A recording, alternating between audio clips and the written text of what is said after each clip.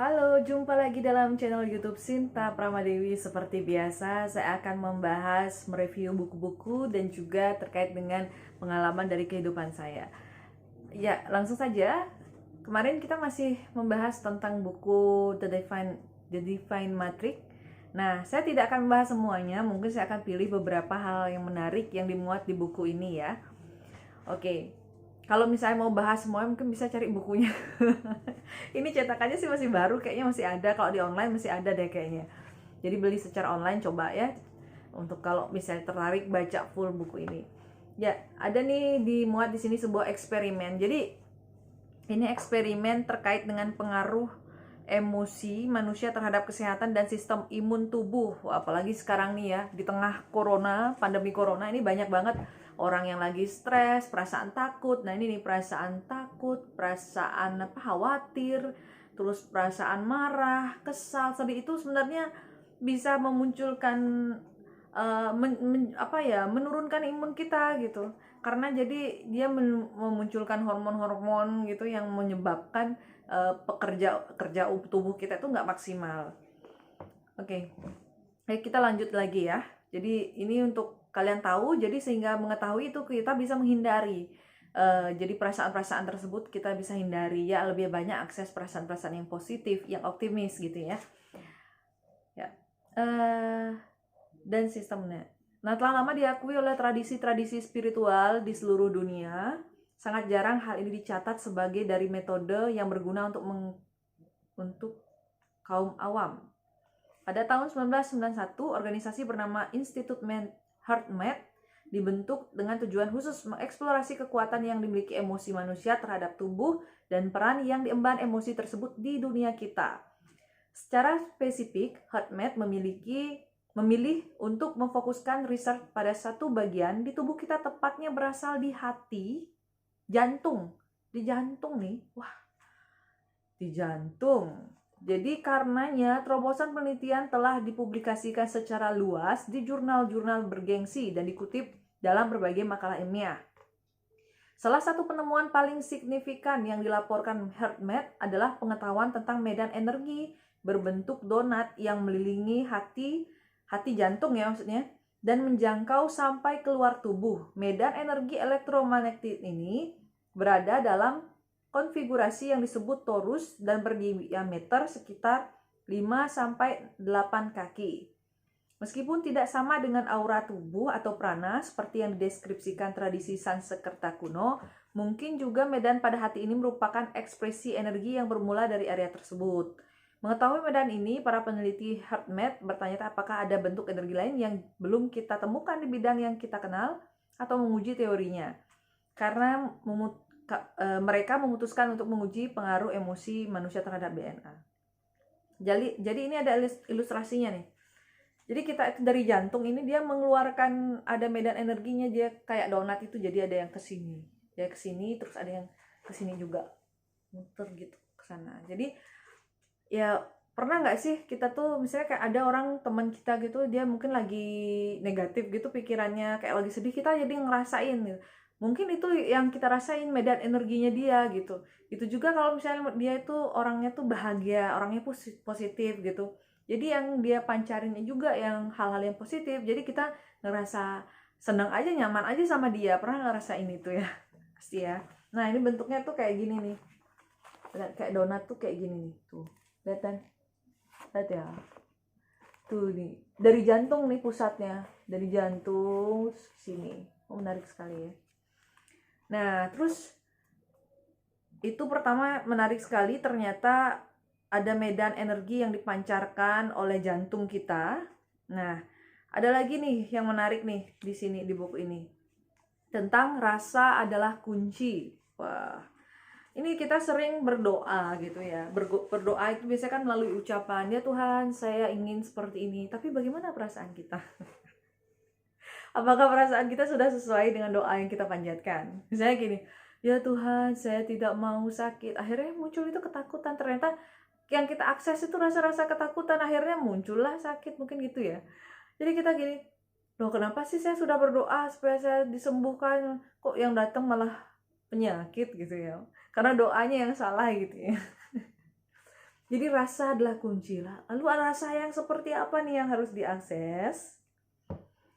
Oke, kita lihat dulu nih. Rasa adalah bahasa yang berbicara kepada matrik ilahi.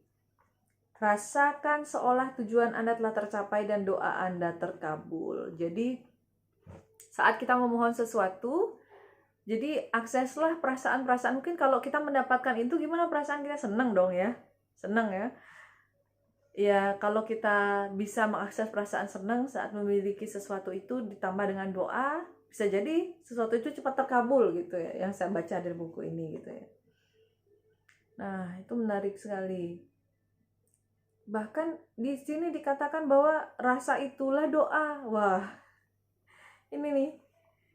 Jadi apa yang ada di rasa, mungkin makanya saya pernah ada pengalaman gini ya. Saya dengar-dengar sih, entah di wayang cemblong atau di apa itu ya, kok wayang cemblong ya, pokoknya di lawak-lawak itu, kok saya subuh niatnya, saya sudah melakukan niatnya sekian gitu besar gitu, kenapa saya tetap masih juga datang masalah?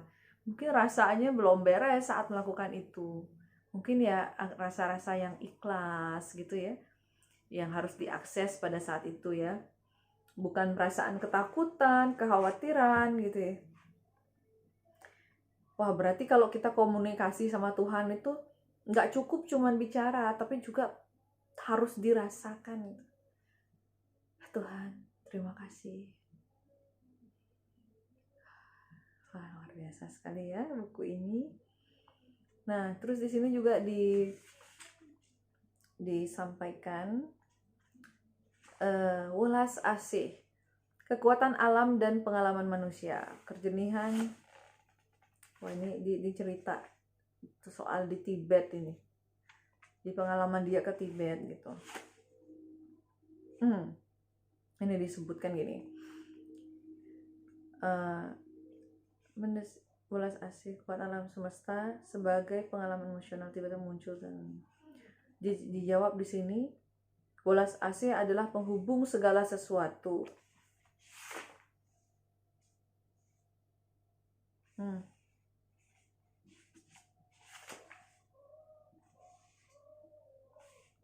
Ini menarik sekali nih. Ini ada nih kuncinya lagi nih. Tidak sembarang rasa bisa menciptakan. Rasa yang bisa menciptakan hanyalah yang tanpa ego dan penilaian. Kayak apa ya? Kalau misalnya perasaan senang gitu, itu kayaknya masih ada ego kan? Karena ego kita pengen bahagia, pengen senang gitu. Mungkin yang tanpa ego, tanpa penilaian, mungkin yang netral gitu ya, perasaan syukur gitu ya, syukur, berserah gitu, ikhlas, mungkin itu ya. Kebanyakan mungkinnya, maklum nih, soalnya kita sama-sama belajar kan, situ belajar, saya juga belajar gitu kan, kita sama-sama belajar nih ya. Wah, luar biasa sekali ini. Oke, jadi sampai itu dulu ya pembahasan. Jadi ternyata alam semesta ini bisa kita ajak komunikasi, kuncinya ini. Jadi komunikasi bisa dilakukan dengan rasa. Tapi satu syaratnya, rasa yang mampu mewujudkan sebagai realitas itu adalah rasa yang tanpa ego dan tanpa penilaian. Semoga ini bisa menjadi pengetahuan baru bagi kita semua, bahwa ternyata alam semesta ini terkoneksi, atau kita bisa berkomunikasi dengan rasa kita di dalam. Jadi hati-hati mungkin nih, kalau yang kita rasain itu takut, yang muncul malah ketakutannya itu. Jadi makanya mungkin sering kita disuruh sadarlah. Jadi tetaplah berkesadaran, mengakses rasa-rasa syukur, rasa-rasa yang menerima, ikhlas gitu ya. Itu mungkin yang powernya netral gitu. Nanti saya akan bahas juga, ada cerita, ada satu yang menarik tuh tentang rasa ya, tentang emosi, tentang perasaan. Itu ada Dr. Hawkins, itu dia ada tabel tentang rasa-rasa itu, dari mulai benci, rasa jadi pertama itu adalah malu. Perasaan malu tuh dianggap dekat dengan kematian. Rasa malu, rasa sedih, rasa bersalah, terus rasa bangga, terus berani itu netral. Keberanian itu netral. Terus di atasnya itu tuh ada lagi penerimaan, terus ada perasaan bersyukur, terus ada cinta, kasih tak bersyarat gitu. Terus sampai yang tertinggi itu apa ya? Tertinggi itu kedamaian atau apa itu? Jadi di situ ada poin-poinnya. Nanti kita akan bahas sampai sana juga kok. Tapi nanti ya. Sementara itu dulu, jadi mungkin waspadalah dengan apa yang Anda pikirkan, karena apa yang kita pikirkan pasti akan pengaruh kan sama apa yang kita rasa. Nah, apalagi di tengah situasi corona seperti saat ini, berhati-hatilah, bijaklah dengan informasi yang kita terima. Jangan sampai informasi itu malah membuat perasaan khawatir. Nah, khawatir, kita tahu bahwa alam semesta ini kita berkomunikasi dengan rasa. Kalau rasa itu yang kita terus pegang, mungkin hal-hal itu akan muncul di kehidupan kita. Jadi itu dulu yang bisa saya bagikan di tengah corona ini. Mungkin apa yang bisa dilakukan supaya kita tidak sibuk mengakses perasaan-perasaan negatif itu. Ya, bisa kita menjalankan hobi kita selama work from home. Kita bisa mungkin melakukan aktivitas apa, memasak. Ya, pokoknya nikmatinlah hari-hari ini, hari-hari saat ini gitu. Tak usah kita pikirin yang di depan, tak usah juga pikirin yang di belakang yang udah berlalu gitu ya. Oke, makasih yang sudah menonton dan semoga ini bisa bermanfaat. Sampai jumpa lagi di rekaman video-video lainnya ya. Bye.